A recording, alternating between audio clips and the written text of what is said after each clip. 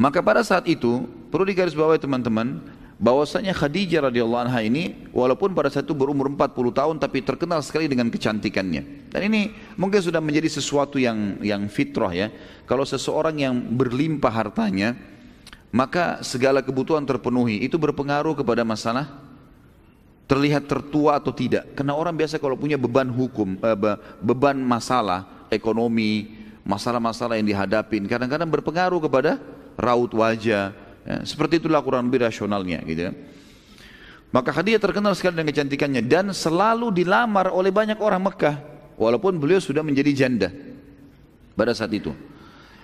Dan orang-orang yang ditolak ini terkenal.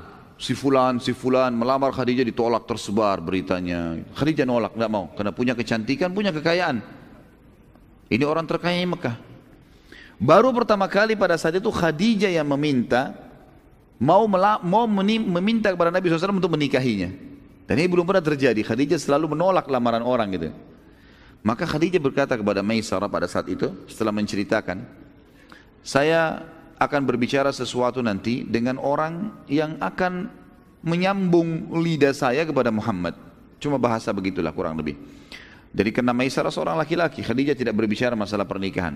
Lalu Khadijah pun mencari siapa kira-kira orang yang paling pantas untuk diajak ngomong.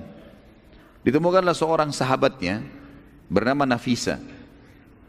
Nafisa sahabat dekatnya Khadijah. Lalu berkata Khadijah, wahai Nafisa, apa kamu sudah tahu cerita tentang Muhammad?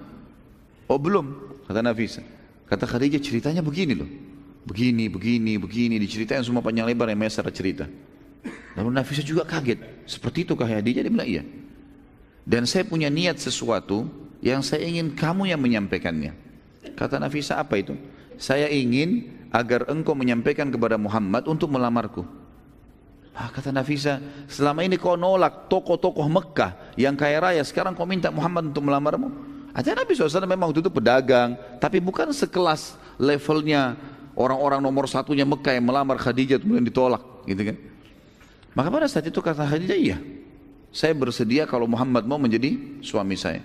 Maka Nafisa pun tidak menunda, mengatakan urusan saya akan pergi.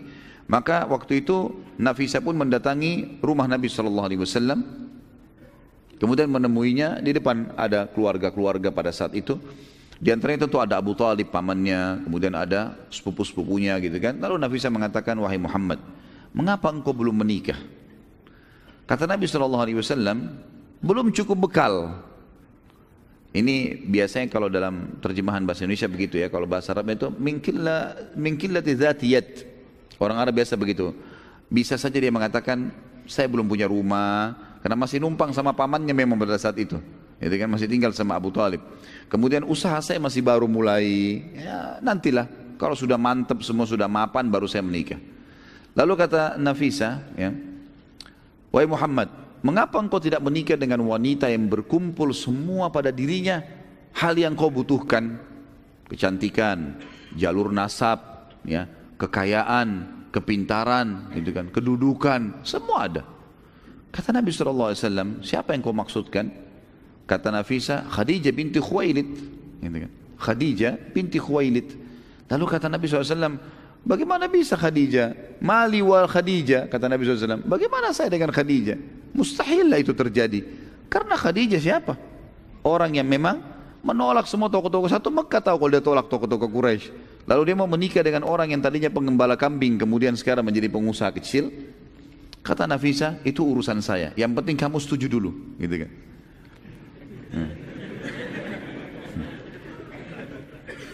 Ini yang bujang-bujang yang ketawa ini. Maka pada saat itu pun Nafisa kembali kepada Khadijah mengatakan, Khadijah sudah selesai urusannya.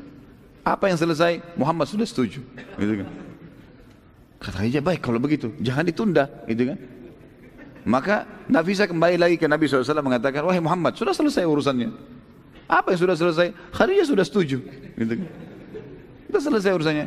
Kapan kita bertemu? Bertemu. Dipanggillah Abu Talib, paman Nabi SAW, menghadap ke rumahnya Khadijah. Dan Khadijah itu ditemanin oleh, ada yang mengatakan yang temanin, waktu itu Nabi SAW dikatakan ditemani oleh pamannya Abu Talib dan Hamzah. Tentu ini sebelum bicara masalah Islam ya.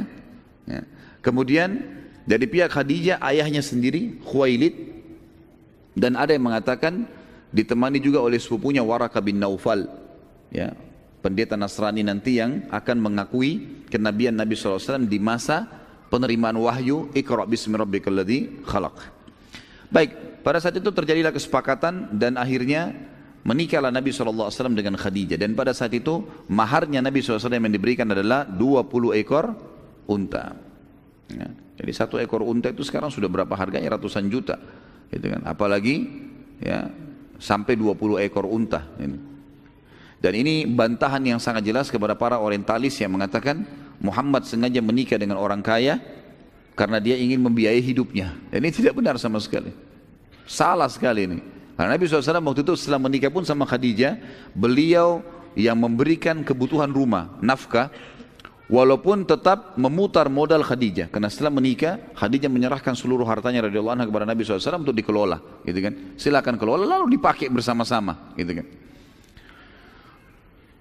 Nabi SAW pada saat itu, teman-teman sekalian, menikah dengan Khadijah tentunya, itu berumur 25 tahun dan Khadijah 40 tahun. Dan ini juga sekaligus bantahan yang mengatakan bahwasanya Nabi Muhammad itu, kata orang-orang orientalis ya, dan ini dikembangkan oleh para orang-orang liberal sekarang.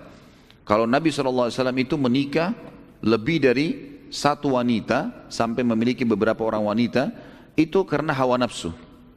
Ini pemahaman yang fatal sekali salah. Kenapa? Karena Nabi SAW pada saat menikah dengan Khadijah, sampai Khadijah meninggal, Nabi SAW tidak poligami. Beliau sendirian. Padahal pada saat itu Nabi SAW mampu untuk menikah lagi. Sebagaimana kita akan lihat nanti, fase penobatan Nabi itu di masa beliau masih berumah tangga dengan Khadijah. Dan bisa saja beliau menikah pada saat itu. Tapi Nabi SAW tidak melakukannya. Dan dalam kondisi Nabi 25 tahun untuk menikah, Khadijah 40 tahun. Gitu kan. Jadi jelas sekali terbantahkan, tidak ada hubungannya dengan hawa nafsu ini. Dan kita lihat Nabi SAW menikah setelah meninggalnya Khadijah. Ya, setelah meninggal Khadijah, barulah masuk wahyu turun menyuruh Nabi SAW untuk mengizinkan Nabi menikah dengan Saudah binti Zam'ah. Kemudian baru menikah dengan Aisyah. Kemudian baru datanglah wanita-wanita yang lain. Setelah itu yang dinikahi Nabi SAW, itu pun wahyu dari langit. Bukan keinginan Nabi SAW. Karena perilaku Nabi, perkataan Nabi semua dikontrol oleh wahyu. Gitu kan? Wa ma yantiqu 'anil hawa in huwa illa wahyu yuha. Jadi perilaku dan keputusan Nabi SAW itu dikontrol oleh wahyu.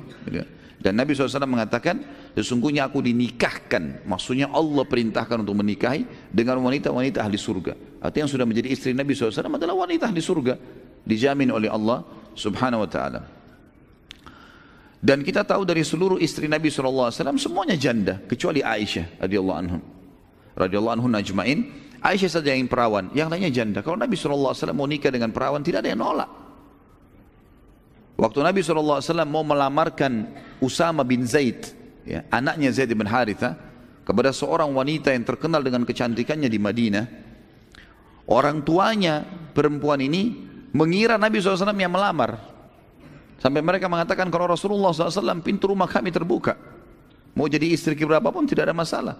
Tapi akhirnya mengatakan, enggak, ini perintah Nabi SAW untuk menikahkan dengan Usama bin Zaid. Lalu ditanyalah kepada anaknya, anaknya mengatakan, kalau perintah Nabi SAW saya akan patuh. Lalu menikahlah Usama dengan anak perempuan itu. Jadi Nabi SAW bisa menikah dengan perawan semuanya, kalau Nabi SAW mau. Berarti tidak ada hubungannya sama hawa nafsu. Ada pernikahan Nabi SAW teman-teman kadang-kadang karena ingin mengangkat kedudukannya para sahabat. Seperti misalnya beliau menikah dengan Aisyah, dengan Hafsah radhiyallahu anhu ajma'in, ini untuk mengangkat kedudukannya Abu Bakar sama Umar, gitu kan? Dan menjalin persahabatan yang bagus gitu. Dan ini hal yang kadang-kadang hilang di antara kaum muslimin ya. Ini sunnah Nabi SAW teman-teman sekalian. Bahwasanya kita menawarkan anak kita menikah dengan sahabat kita. Karena itu kalau sahabat itu adalah orang yang baik karena keimanannya, ini adalah contoh yang dilakukan oleh Abu Bakar dan Umar yang akhirnya menjalin hubungan persaudaraan dengan Nabi SAW karena menikahnya anak mereka. Terkadang Nabi SAW menikah demi untuk mengislamkan suku. Seperti misalnya pada saat beliau menikah dengan Juwairiyah binti Harith radhiyallahu anha.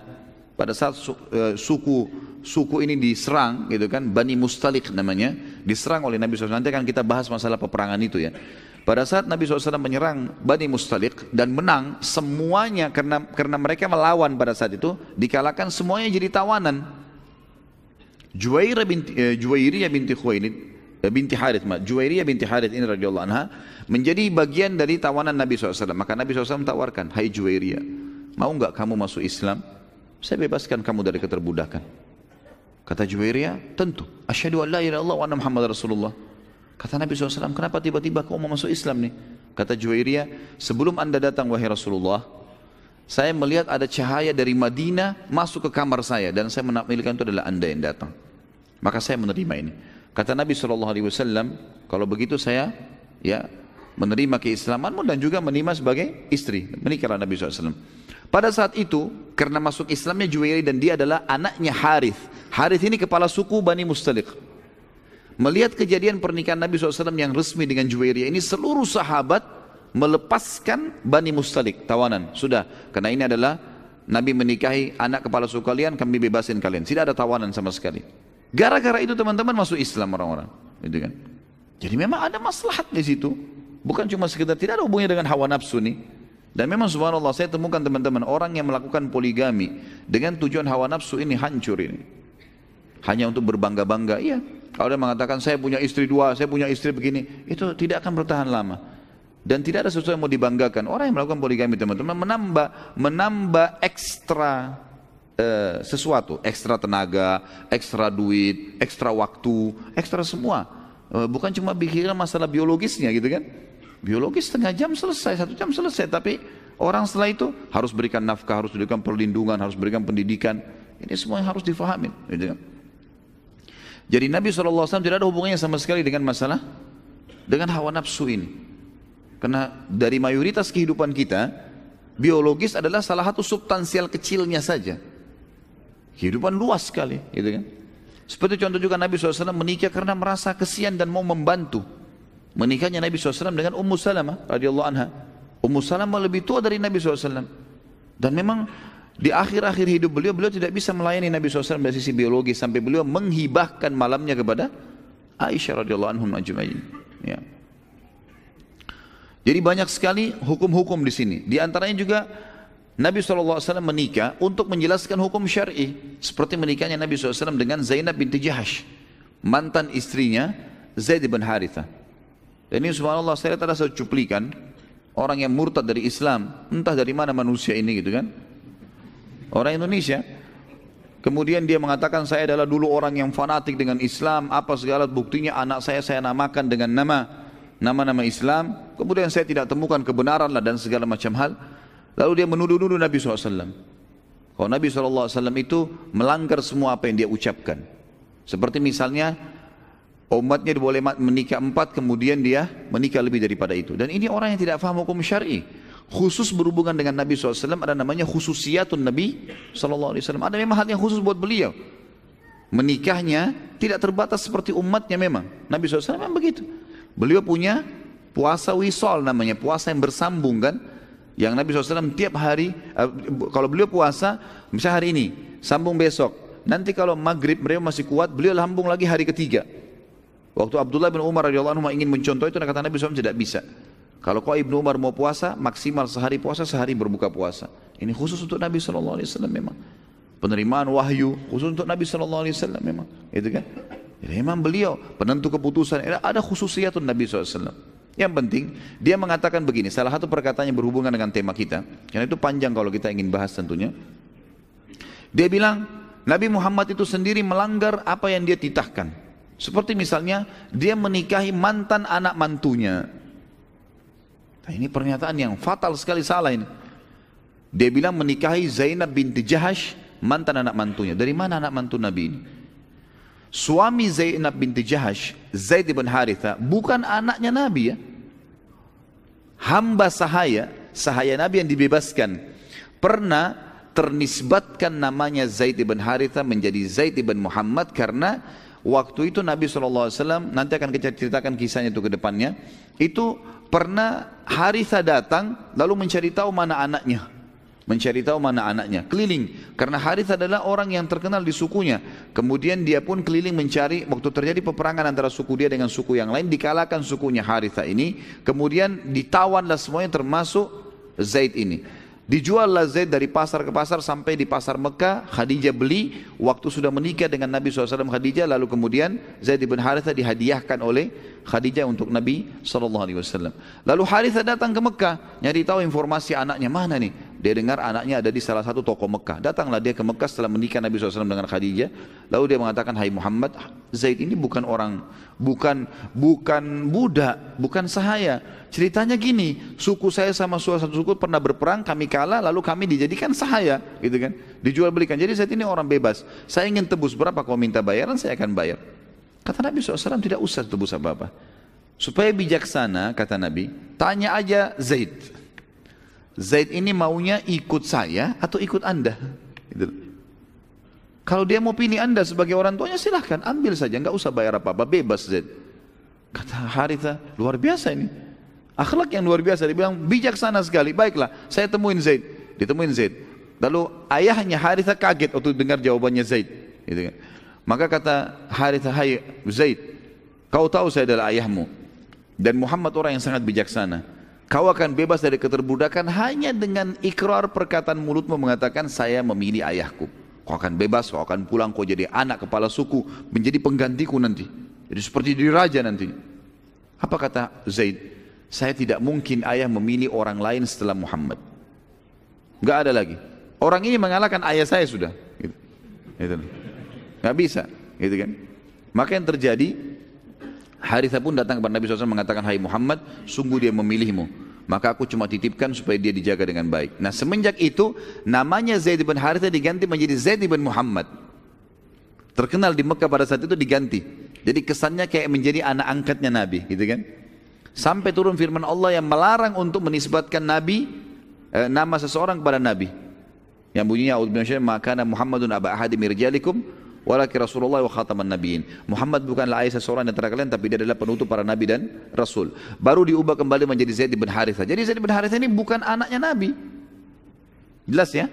Nah, waktu Zaid bin Harithah mau menikah oleh Nabi SAW diisyaratkan, atau Zainab binti Jahash mau menikah. Ini masih ada hubungan kerabat dengan Nabi SAW. Wanita mulia di Mekah, orang yang punya kedudukan sangat tinggi, gitu kan? Zaid bin Harithah mantan budak. Waktu Zainab mengatakan, ya Rasulullah saya mau nikah, tunjukkan saya laki-laki yang baik. Kata Nabi SAW, menikah dengan Zaid. Zainab pertama berat. Artinya masih ada secara kejiwaan. Dia tokoh Mekah, terkenal dengan kedudukannya, lalu menikah dengan orang sembarangan. Dalam bahasa tanda kutip di sini ya. Maka Nabi SAW mengatakan itu pilihan yang terbaik. Akhirnya Zainab pun menikah dengan Zaid. Berjalan waktu ternyata kejiwaan Zainab terganggu. Jadi tetap saja dia mengatakan setelah itu, ya Rasulullah, saya setiap kali lihat Zaid, yang saya bayangkan sahayanya dulu. Saya jadi berat untuk itu. Selalu merasa kalau mau disentuh sama dia jadi masalah nih. Kejiwaan saya gimana? Kata Nabi SAW, sabarlah, bertakwa kepada Allah. Gunakan keimanan, tapi berkecamuk terus sampai akhirnya sering cekcok antara Zainab sama Zaid. Akhirnya terakhir Zaid pun dia menyampaikan kepada Nabi SAW, ya Rasulullah kayaknya sudah tidak bisa dipertahankan. Baik, kalau tidak bisa dipertahankan, berpisahlah. Waktu berpisah, Allah Subhanahu Wa Taala turunkan firman-Nya yang menekankan kalau kami setelah Zaid selesai dari urusannya dengan istrinya, kami menikahkan kaum Muhammad sama mantan istrinya, sama Zainab itu, agar jelas bagi orang-orang beriman ya, kalau mantan istrinya anak angkat atau orang yang numpang di rumah itu bukan mahram. Hukum syar'i di sini. Ya kan? Saya mengambil ini contoh saja, anak laki-laki saya ambil dari tempat anak yatim, kemudian saya besarkan di rumah saya, tumbuh besar dan seterusnya. Sampai menikah saya nikahkan. Kemudian satu waktu dia menikah cerai dengan istrinya. Istrinya itu bukan mahram saya.